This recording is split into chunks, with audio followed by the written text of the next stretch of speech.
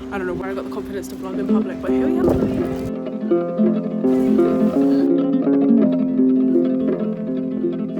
Morning besties, it is like 10:40 a.m. and I'm just walking to the bus to take myself on a date.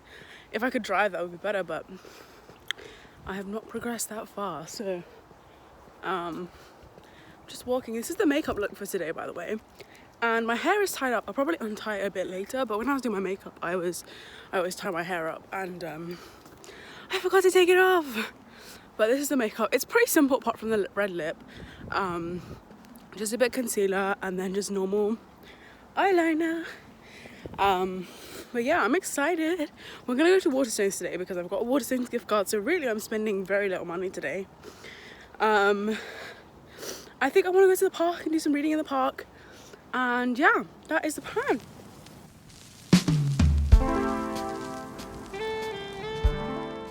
Hey, hi, hello, voiceover me is here. I just wanted to kind of talk a little bit about what taking yourself on a date can look like and why it's important.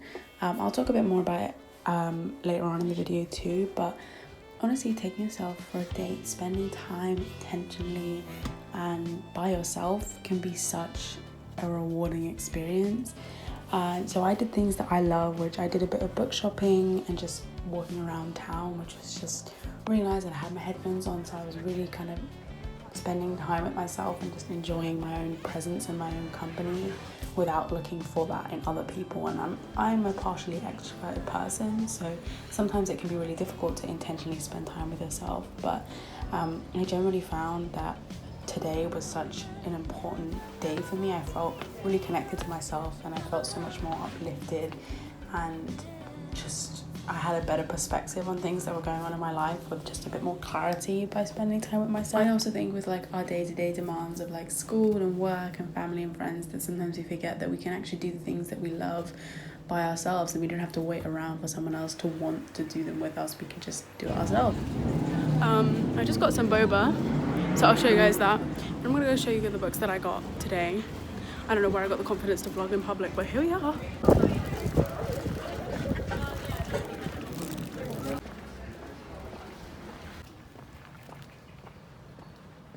Whilst I'm walking, I will vlog because there's not really many people around here. But yeah, I've had a great day. I've just been by myself. I've been listening to some great music. I've got my headphones on. I just took them off so that I could hear myself properly when I'm speaking.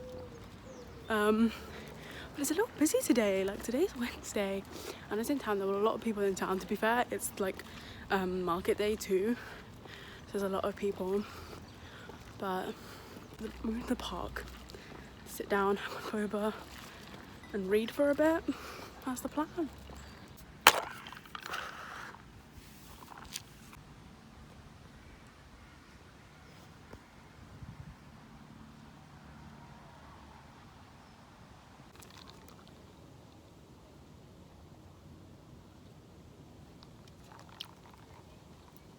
That's what I get. That's my order.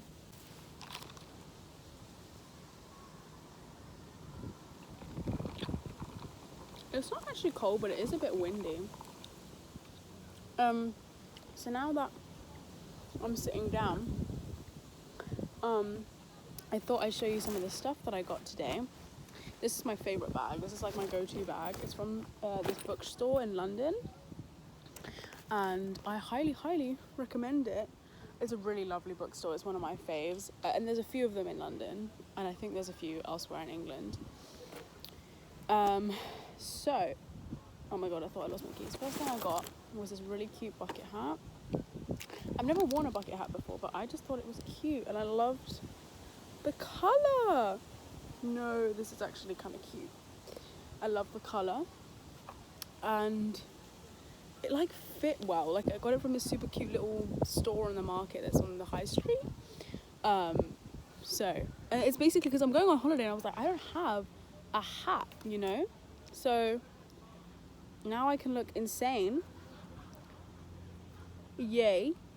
I'm actually gonna cringe when I look back at that.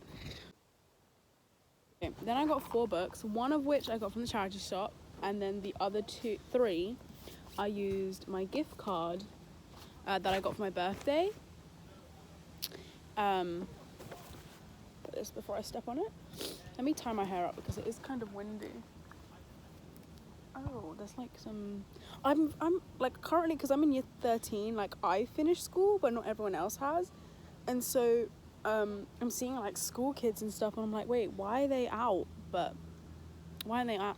Like, why are people in uniform is what I'm thinking. And then I'm like, oh yeah, they have school. So the first book I got was Matilda from a charity shop. Because I'm doing like a summer reading challenge, and one of the prompts was to like read a childhood favorite, and Matilda was my favorite book. So I actually might read this now because I just want to read something quickly. So I think I might read that. But like, look how sunburn it is. Honestly, everyone hates on sunburn books, but I love it because I feel like it makes books look old, and I love an old book. So that's what I got. If you've never read Matilda before, it's basically like she lives in this kind of like controlling family that doesn't really respect her, and she has this lovely teacher, and she's an extraordinary girl. It's like, I love her. And I remember reading this specific cover, so I'm really happy that I got this one. Then the next book I got was actually, I didn't even know about, please, no. The sticker doesn't come off, but it was longlisted for the Women's Prize this year. It's called The Bread the Devil Need, and it's by Lisa Allen Agostini. I don't really know how you say that, but I love the cover, so I picked it up. I generally shop by book covers, hate on it. That's what I do. I always do this sometimes. I read like random pages in a book, and I was really intrigued. Aletha Lopez is about to turn 40. Fashionable, feisty, and fiercely independent, she manages a boutique in the port of Spain. But behind closed doors, she's covering up bruises from her abusive partner and seeking solace in an affair with her boss. When she witnesses a woman murdered by a jealous lover, the reality of her own future comes a little too close to home. Bringing us her truth in an arresting, unsparing Trinidadian voice, Aletha unravels memories repressed since childhood and begins to understand the person she has become. Her next step is to decide the woman she wants to be. And I was like, this sounds like such a cool read. So I might actually bring this on holiday, because I think I'm going to be, like, it's going to be one of these books that I won't put down. And yeah, that's what I got. The next one I got was this one. Again, I love the cover, but I remember so many, I think like Jack Edwards and a few other of my favourite booktubers have recommended this book. And just look how beautiful it is. Again, what is it with these stickers that don't come off? But this is about, as a child, Gifty would ask her parents to tell the story of their journey from Ghana to Alabama, seeking escape in myths of heroism and romance. But when her father and brother succumb to the hard reality of their life in America, their family of 4 becomes 2. While her mother finds solace in religion, Gifty will look to science in an attempt to understand the addiction that destroyed her brother, but she will soon realize that the roots of their tangled traumas reach further back than she could have ever imagined. I love the cover. And I love reading diverse authors, so I'm really excited for this. And the last one I got is Ocean Vuong's poetry book, The Night Sky with Exit Wounds. And I've seen a lot about this. He has a new one, but I decided I'd read this one first, and then I'll read the next one, so I bought this one first. And I've never read a poetry book like this before, I don't think. So what I'm going to read. It's got great reviews. I've read On Earth We're Briefly Gorgeous. It's one of my favourite books ever. Sorry if you can hear like shouting. There are literal boys playing football right now. But yeah, it's like a poetry book, and I've only heard good things about it, and it's so pretty, and I already know his style of writing, so I thought it would be good. But I just don't enjoy poetry that much, probably because I've never really read any good poetry. So I'm excited to hopefully devour this. So yeah.